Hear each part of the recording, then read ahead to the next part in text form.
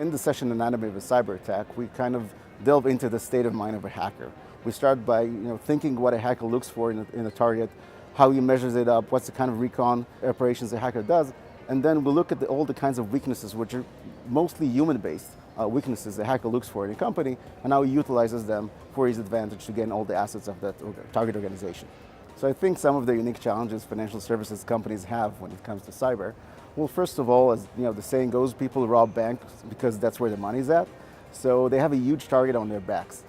Number two, I think that the pace of change, that is what you often see in large corporations, specifically in the financial industry, are not as fast as hackers. Hackers are really faster than large corporations, and that is another very big challenge for those types of companies. Well, I think one of the most important ways to combat counterterrorism funding and AML also, I think first of all is education. Most of the people, the officers that are in charge of those kind of things, they're not really that knowledgeable about cybersecurity. They don't understand the ways in which cyber criminals can take money using cyber methods and use that for financing terror. Number two, I think in terms of regulation, we have to update the regulation so that those officers are integrated more tightly within teams that are working on cyber incidents, such that they're notified as soon as those things happen.